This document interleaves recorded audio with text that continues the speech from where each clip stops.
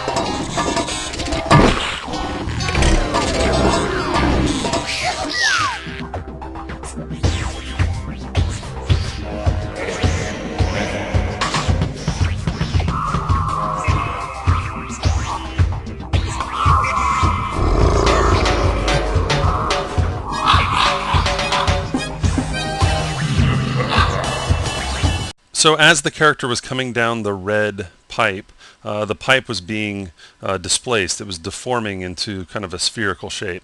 So let's go ahead and set that up. I'm going to start by creating a disk.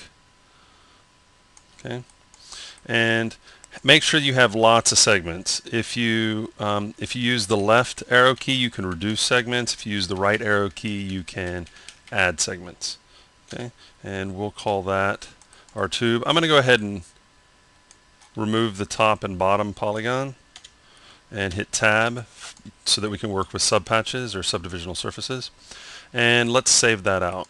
So save object as, and we'll call this tube 001, save, and we'll send this over to layout. So I've got my tube here, and now I need something to displace it. So let's make a null object, and we'll call this ball. And let's actually give it a ball shape. Okay, I'm going to take a look at how big that is. Now, it doesn't look like it's really filling up this area, so I'm going to go ahead and size this up just visually so that we can see. So Object, Properties, we'll come over to the Geometry tab, and under Item Shape Ball, double click, and for scale, let's try 4, and let's actually go to 5, so that it's bigger than the tube that we're working with here. So I can close that down, and I'm going to select the cylinder here, this tube, come over to the Deform tab, and under Add Displacement, I'm going to choose Effector. Double click, and the effector objects, what's going to be affecting it? Well, it's looking for the name, and by default it's effector, but we called our null ball, and when I hit enter, it says tracking one effectors, because it only found one object starting with ball. Now if I had multiple nulls called ball 1, 2, 3, 4, it could find all of those as well.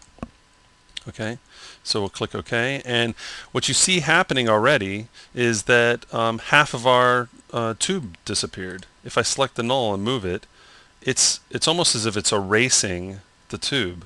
Well, let's take a look and see why that might be. If I come back to my settings, the effector shape is a plane down the Y. I can make it down the Z, and it's flattening it down the Z, down the X, and I'm flattening it down the X. But what I really want is the effector shape to be a point. Okay, so now when I move, if I come back over here, and I change my, nothing happened because what I need to do is change my size to match the size of what I did visually. So I go back over to ball, and as I move this, it deforms the object. And it does it in real time. It's not using dynamics. It's just displacing the geometry. And it's a really fast way to have something neat like the character going through the tube. If I hit H for stretch, I can actually change the shape of that sphere to more of an oval shape. And of course, that changes the shape of how it's going to displace it. So a really easy tool to work with. It's the Effector tool found under the Deform tab under Add Displacement.